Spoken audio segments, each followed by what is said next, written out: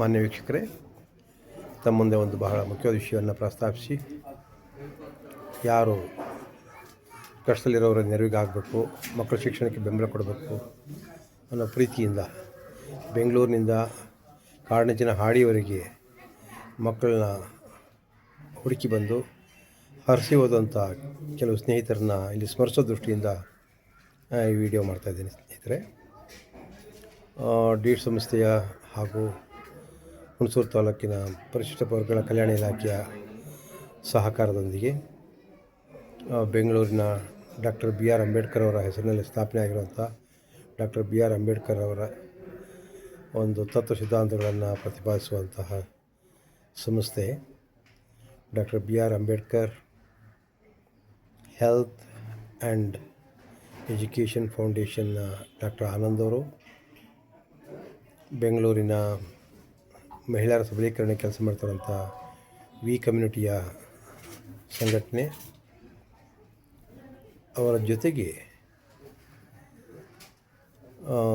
ಕಂಪನಿಯೊಂದು ವಿಶೇಷವಾಗಿ ವಿನಿಲಿವರ್ ಕಂಪನಿ ದಂತ ವೈದ್ಯ ಚಿಕಿತ್ಸೆಯನ್ನು ಮಕ್ಕಳಿಗೋಸ್ಕರ ಮಾಡಲಿಕ್ಕೋಸ್ಕರಾಗಿ ಮತ್ತು ಮಕ್ಕಳಿಗೆ ತಿನಿಸುಗಳನ್ನ ಕೊಡಲಿಕ್ಕೋಸ್ಕರಾಗಿ ಆರ್ ವಿ ದಂತ ಕಾಲೇಜಿನ ವೈದ್ಯರ ಜೊತೆಗೂಡಿ ಬಂದು ಸೇವೆಯನ್ನು ಸಲ್ಲಿಸಿದ್ದಾರೆ. ಅಲ್ಲಿಗೆ ಸುಮಾರು ಹುಣಸೂರು ತಾಲೂಕಿನ 8 ಶಾಲೆಗಳ ಮಕ್ಕಳು ಅಲ್ಲಿ ಸೇರಿಸಲಾಗಿತ್ತು. ನೆರಳುಕುಪ್ಪೆ, ಕೊಳವಿಗೆ, ವೀರನಹೊಸಹಳ್ಳಿ, ಭರತವಾಡಿ, ವಿಜಯಗಿರಿ, ಎಮ್ಮಿಗೆ, ತೆಕ್ಕಲಹಾಡಿ ಈ ಮುಂತಾದ ಹಾಡಿಗಳ ಮಕ್ಕಳನ್ನು ಅಲ್ಲಿ ಕರೆಯಲಾಗಿತ್ತು. ಸರ್ಕಾರಿ ಶಾಲೆಯಲ್ಲಿ ವ್ಯಾಸಂಗ ಮಾಡ್ತಿರೋಂಥ ಇತರೆ ಬಡ ಮಕ್ಕಳನ್ನು ಕೂಡ ಅಲ್ಲಿ ಕರೆಯಲಾಗಿತ್ತು. ಹಾಗೆ ಒಟ್ಟು 600 ಮಕ್ಕಳಿಗೆ ದಂತ ಚಿಕಿತ್ಸೆ, ದಂತ ಪರೀಕ್ಷೆ ಮಾಡಿಸಿ ಅವರಿಗೆ ಸ್ವಚ್ಛತೆ ಬಗ್ಗೆ ಸಾಕಷ್ಟು ತಿಳುವಳಿಕೆಯನ್ನು ನೀಡಿ ಮಕ್ಕಳಿಗೆ ಬಿಸಿ ಚಳಿಗಾಲದಲ್ಲಿ ಬೆಚ್ಚಗಿರೋ ಮಾರ್ಗದರ್ಶನ ಕೂಡ ಮಾಡಿ ಒಂದು ಸ್ವೆಟರನ್ನ ಕೊಟ್ಟು, ಪ್ರತಿ ಮಗುವಿಗೂ ಒಂದು ಸ್ವೆಟರನ್ನು ಕೊಟ್ಟು, ತಿಂಡಿ ತಿನಿಸುಗಳನ್ನ ಕೊಟ್ಟು ತಿಳುವಳಿಕೆಯನ್ನು ಕೂಡ ನೀಡಿ ಎಲ್ಲ ಹರಿಸಿ ಹೋಗಿದ್ದಾರೆ. ಈ 4 ಸಂಘಟನೆಗಳ ಪ್ರಮುಖ ತಂಡಗಳು ಅಲ್ಲಿ ಬಂದು ಕೆಲಸ ಮಾಡಿ ಹರಿಸಿದ್ದಾರೆ. ಈ ಎಲ್ಲ ತಂಡಗಳು ಅಂದರೆ ಬೆಂಗಳೂರಿನ ವಿ ಕಮ್ಯುನಿಟಿ ಟೀಮು, ಬೆಂಗಳೂರಿನ ಆರ್ ವಿ ದಂತ ಕಾಲೇಜಿನ ಡಾಕ್ಟರ್ ವೃಂದ ಹಾಗೂ ಅಂಬೇಡ್ಕರ್ ಅವರ ಫೌಂಡೇಶನ್ ಡಾಕ್ಟರ್ ಆನಂದ್ ಮತ್ತು ವಿನಿಲಿವರ್ ಕಂಪನಿಯ ಆಶಾ ಮೇಡಮ್ರವರ ತಂಡಕ್ಕೆ ನಾನು ವಿಶೇಷವಾದ ಧನ್ಯವಾದ ಹೇಳ್ತೀನಿ. ಇದ್ರ ಜೊತೆಗೆ ಅಲ್ಲಿ ಮಕ್ಕಳನ್ನ ಕರ್ಕೊಂಡು ಬಂದಂತಹ ಎಲ್ಲ ಉಪಾಧ್ಯಾಯರಿಂದ, ನಮ್ಮ ಆದಿವಾಸಿ ಮುಖಂಡರು, ವಿಶೇಷವಾಗಿ ನಮ್ಮ ವೀರನಹೊಸಹಳ್ಳಿ ಆಶ್ರಮ ಶಾಲೆಯಲ್ಲಿ ಕೆಲಸ ಮಾಡ್ತಿರುವಂಥ ಮುಖ್ಯೋಪಾಧ್ಯಾಯರು, ಅಲ್ಲಿ ಶಿಕ್ಷಕರಿಂದ, ಅಲ್ಲಿ ಅಡುಗೆ ತಂಡ ಎಲ್ಲರೂ ಕೂಡ ಶ್ರಮವಹಿಸಿ ಮಕ್ಕಳಿಗೆ ಈ ಕಾರ್ಯಕ್ರಮ ಚೆನ್ನಾಗಿ ನಡೆಸಲಿಕ್ಕೆ ಅವಕಾಶ ಮಾಡಿಕೊಟ್ಟಿದ್ರು. ಅಲ್ಲಿ ನಮ್ಮ ಟ್ರೈಬಲ್ ಆಫೀಸರ್ ಗಂಗಾಧರ್ ಅವರು ಬರಲಿಕ್ಕಿತ್ತು, ಆದರೆ ತಾಲೂಕು ಮಟ್ಟದಲ್ಲಿ ಅಂಬೇಡ್ಕರ್ ಅವರ ಪರಿನಿರ್ವಾಣ ದಿನದ ಆಚರಣೆ ಇದ್ದಿದ್ದವರು ಅಲ್ಲಿ ಹೋಗಿದ್ದರಿಂದ ಅವ್ರು ಬರೋಕ್ಕಾಗಲಿಲ್ಲ. ಆದರೆ ಈ ಕಾರ್ಯಕ್ರಮ ತುಂಬ ಚೆನ್ನಾಗಾಯಿತು. ಮಕ್ಕಳು ತುಂಬ ಖುಷಿಪಟ್ಟರು, ಡ್ಯಾನ್ಸ್ ಮಾಡಿದರು, ಬಿರ್ಸಾ ಮುಂಡಾ ಹೆಸರಿನಲ್ಲಿ ಘೋಷಣೆ ಹಾಕಿದರು, ಆದಿವಾಸಿ ಘೋಷಣೆ ಹಾಕಿದರು, ಶೈಕ್ಷಣಿಕವಾಗಿ ನಾವು ಮುಂದೆ ಬರ್ತೀವಿ ಅಂತ ಹೇಳಿ ಮಾತು ಕೊಟ್ಟರು. ಅಷ್ಟೇ ಅಲ್ಲ, ಸ್ವಚ್ಛವಾಗಿ ನಮ್ಮ ಜೀವನವನ್ನು ನಿರ್ವಹಿಸ್ತೀವಿ ಅಂತ ಕೂಡ ಮಾತು ಕೊಟ್ಟರು. ಹೀಗಾಗಿ ಈ ಬೆಳೆಯುತ್ತಿರೋಂಥ ಮಕ್ಕಳಿಗೆ ಶಿಕ್ಷಣದ ಆಶೆಗಳನ್ನ ಹೊತ್ತು ಚೆನ್ನಾಗಿ ಬೆಳೀರಿ ಅಂತ ಮಕ್ಕಳೇ ಅಂತೇಳಿ ಆಶೀರ್ವಾದ ಮಾಡಿದ್ರು ಬಂದವರು. ಈ ಎಲ್ಲ ತಂಡದವರಿಗೆ ನನ್ನ ವಿಶೇಷವಾದ ಧನ್ಯವಾದಗಳು. ಇನ್ನು ಮುಂದಿನ ದಿನಗಳಲ್ಲೂ ಕೂಡ ಈಗ ನಮ್ಮ ಮೈಸೂರು ಜಿಲ್ಲೆಯಲ್ಲಿ ಸುಮಾರು 22 ಆಶ್ರಮ ಶಾಲೆಗಳಿದ್ದಾವೆ. ಅಷ್ಟೇ ಅಲ್ಲ, ಸುಮಾರು 2,500 ಮಕ್ಕಳು ಆಶ್ರಮ ಶಾಲೆಗಳಲ್ಲಿ ಓದ್ತಾ ಇದ್ದಾರೆ. ಅದಲ್ಲದೆ ಜಿಲ್ಲೆಯಲ್ಲಿ ಸುಮಾರು ಒಂದು 150ಕ್ಕೂ ಹೆಚ್ಚು ಸರ್ಕಾರಿ ಶಾಲೆಗಳು, ಅಂದರೆ 219 ಹಾಡಿಗಳ ಪೈಕಿ 150ಕ್ಕೂ ಹೆಚ್ಚು ಸರ್ಕಾರಿ ಶಾಲೆಗಳು ಹಾಡಿಗಳಲ್ಲಿ ಕೆಲಸ ಮಾಡ್ತಾಯಿದ್ದಾವೆ.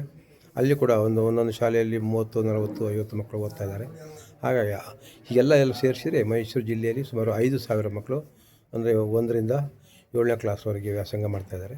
ಇಂಥ ಮಕ್ಕಳಿಗೆ ಕೂಡ ತಾವು ಅಂದರೆ ಆಸಕ್ತರು, ಬೆಂಗಳೂರಿನ ಕೆಲವು ಆಸಕ್ತರು CSR ಫಂಡ್ ತಂದು ಮಾಡ್ತೀರಾ ಅಥವಾ ಬೇರೆ ದಾನಿಗಳು ಹುಡುಕಿ ತಂದು ಮಾಡ್ತೀರಾ, ಚಳಿಗಾಲದಲ್ಲಿ ಮಕ್ಕಳು ಒಳ್ಳೆಯ ಹೊದಿಕೆಗಳನ್ನ ಹೊಂದ್ಕೊಳ್ಳೋಕ್ಕೆ ಅವಕಾಶ ಮಾಡಿಕೊಡುವಂಥದ್ದು, ಅವ್ರಿಗೆ ಪುಸ್ತಕ ಸಾಮಗ್ರಿಗಳು ಹಾಗೂ ಜೊತೆಗೆ ಅವ್ರಿಗೇನು ಶಿಕ್ಷಣಕ್ಕೆ ಬೇಕಾದ ಸಾಮಗ್ರಿಗಳನ್ನ ಕೊಟ್ಟು ಅವ್ರಿಗೆ ಮಾರ್ಗದರ್ಶನ, ತಿಳುವಳಿಕೆ, ಹುಮ್ಮಸ್ಸನ್ನು ಕೊಡುವಂಥ ಕಾರ್ಯವನ್ನು ತಾವು ಹಮ್ಮಿಕೊಳ್ಳಿ ಇನ್ನು ಮುಂದೆ ಕೂಡ ಅಂತ ಹೇಳ್ತಾ, ಮುಂದಿನ ದಿನಗಳಲ್ಲಿ ಇನ್ನು ಹೆಚ್ಚಿನ ಸಹಕಾರ ನೀಡುವವರು ಮುಂದೆ ಬರಲಿ ಅಂತ ಹೇಳಿ ಆಶಿಸ್ತಾ, ಈಗ ಬಂದು ನೆರವು ನೀಡುವಂತಹ ಎಲ್ಲ ಸಂಘಟನೆಯ ಪ್ರಮುಖರಿಗೆ ನಾನು ಧನ್ಯವಾದ ಹೇಳ್ತೀನಿ. ಅದು ಆದಿವಾಸಿ ಮಕ್ಕಳ ಪರವಾಗಿ. ಯಾಕಂದರೆ ಆದಿವಾಸಿ ಮಕ್ಕಳ ಸಂತೋಷವನ್ನು ಗಮನಿಸಿದರೆ ಅವ್ರ ಸಂತೋಷಕ್ಕೆ ಪಾರವೇ ಇಲ್ಲ. ಕೆಲವು ಹಾಡುಗಳಲ್ಲಿ ಅವ್ರನ್ನ ಡ್ಯಾನ್ಸ್ ಮಾಡ್ತಾ ಹಾಡು ಹೇಳೋಕ್ಕೆ ಕರ್ಕೊಂಡು ಹೋಗಿದ್ದಾರೆ. ಅಷ್ಟು ಖುಷಿಯಿಂದ ಅವ್ರು ನೋಡಿದ್ದಾರೆ. ಅಂದರೆ ಬಂದವರು ಕೂಡ ಅಷ್ಟೇ ಪ್ರೀತಿಯಿಂದ ಮಕ್ಕಳನ್ನ ನೋಡಿ ಅವ್ರ ಜೊತೆಗೆ ಡ್ಯಾನ್ಸ್ ಕೂಡ ಮಾಡಿ ಅವ್ರ ಜೊತೆಗೆ ಹಾಡುಗಳನ್ನ ಸುತ್ತಾಡಿ ಹೋಗಿದ್ದಾರೆ. ಅಂದರೆ ಇದೆಲ್ಲ ನಾವು ಗಮನಿಸಬೇಕಾದ್ದೇನು ಅಂತಂದರೆ, ಆದಿವಾಸಿಗಳನ್ನ ಕ್ಷೇಮ ಬಯಸಲಿಕ್ಕೆ ಹಲವಾರು ಸಹೃದಯರು ನಮ್ಮ ಮೇನ್ ಸ್ಟ್ರೀಮ್ ಸೊಸೈಟಿಯಲ್ಲಿದ್ದಾರೆ. ಅಂಥವರೆಲ್ಲರ ಸಂಪರ್ಕ ನಾವು ಆದಿವಾಸಿಗಳು ಸಾಧಿಸಬೇಕು. ಅದ್ರ ಜೊತೆಗೆ ಸರ್ಕಾರ ತಾನು ಮಾಡಬೇಕಾದ ಕರ್ತವ್ಯನ ಮಾಡಿ ಅವರಿಗೆ ಏನು ಹಕ್ಕುಗಳ ಹರಣ ಆಗಿದೆ ಕೆಲವು ಕಾರಣಗಳಿಂದ, ಆ ಹರಣವಾಗಿರೋದು ಅರಣ್ಯ ಹಕ್ಕುಗಳಾಗಿರ್ಬೋದು ಅಥವಾ ಅವ್ರಿಗೆ ಪುನರ್ವಸತಿ ಹಕ್ಕುಗಳಾಗಿರ್ಬೋದು, ಅವ್ರಿಗೆ ಪೊಲಿಟಿಕಲ್ ರೈಟ್ಸ್ ಅಂತಂದರೆ ದೇಶದಲ್ಲೆಲ್ಲ ವಿಶೇಷವಾಗಿ ಆದಿವಾಸಿಗಳ ಸ್ವಯಮಾಡಳಿತಕ್ಕೋಸ್ಕರವಾಗಿ ಪೇಸಾ ಕಾಯ್ದೆ ಬಂದಿದೆ, ಮತ್ತು ಶೆಡ್ಯೂಲ್ಡ್ ಏರಿಯಾ ಕೂಡ ಕಾನ್ಸೆಪ್ಟ್ ಇದೆ. ಇವೆಲ್ಲವನ್ನು ಕೂಡ ನಾವು ಸರಿಪಡಿಸಬೇಕು ಅನ್ನೋ ಕಾರಣಕ್ಕಾಗಿ ಕರ್ನಾಟಕದಲ್ಲಿ ಕೂಡ ಪೇಸಾ ಕಾಯ್ದೆನ ಜಾರಿಗೊಳಿಸೋದ್ರಿಂದ ಸುಮಾರು ಕರ್ನಾಟಕದಲ್ಲಿರೋದ 1500 ಹಾಡಿಗಳ 9 ಜಿಲ್ಲೆಯ 38 ತಾಲೂಕಿನ ಅರಣ್ಯ ಪ್ರದೇಶಗಳನ್ನು, ಆದಿವಾಸಿಗಳ ಹಾಡಿಗಳನ್ನು ಶೆಡ್ಯೂಲ್ಡ್ ಏರಿಯಾ ಅಂತ ಘೋಷಣೆ ಮಾಡಿ ಭಾರತದಲ್ಲಿ ಜಾರಿಯಲ್ಲಿರುವಂಥ ಪೇಸಾ ಕಾಯ್ದೆಯನ್ನು ಜಾರಿಗೊಳಿಸಿ ಅವರ ಪಂಚಾಯಿತಿಯಲ್ಲಿ ಅವರೇ ನಿರ್ವಹಣೆಯನ್ನು ಮಾಡಿ ಅವರ ಮುಂದಾಳತ್ವದಲ್ಲೇ ಅಲ್ಲಿ ಹಾಡುಗಳ ಅಭಿವೃದ್ಧಿ ಆಗಬೇಕು ಅನ್ನೋ ಒಂದು ಕಾನ್ಸೆಪ್ಟ್ ಏನಿದೆ, ಅದನ್ನು ಜಾರಿಗೊಳಿಸೋಕ್ಕೆ ಸರ್ಕಾರ ಮುಂದಾಗಬೇಕು. ಅರಣ್ಯ ಹಕ್ಕುಗಳನ್ನ ಕೊಡಬೇಕು. ಹೈಕೋರ್ಟ್ ಆದೇಶ ಪ್ರಕಾರ 3418 ಕುಟುಂಬಕ್ಕೆ ಪುನರ್ವಸತಿಯನ್ನು ಕೊಡುವಂಥ ತೀರ್ಮಾನ ಮಾಡಬೇಕು. ಈ ಹಿನ್ನೆಲೆಯಲ್ಲಿ ಕರ್ನಾಟಕ ಸರ್ಕಾರ ಈಗ ಮುಖ್ಯಮಂತ್ರಿಗಳ ಬದಲಾವಣೆಯ ಪರ್ವದಲ್ಲಿದ್ದಾರೆ. ಆ ಬದಲಾವಣೆ ಆಗ್ತಾರೋ ಬಿಡ್ತಾರೋ ಸರ್ಕಾರ ಅಂತ ಇರುತ್ತೆ. ಈ ಸರ್ಕಾರ ಆದಿವಾಸಿಗಳ ಹಕ್ಕನ್ನು ರಕ್ಷಣೆ ಮಾಡೋದ್ರಲ್ಲಿ ಅವರು ಮುಂದೆ ಬರಬೇಕು.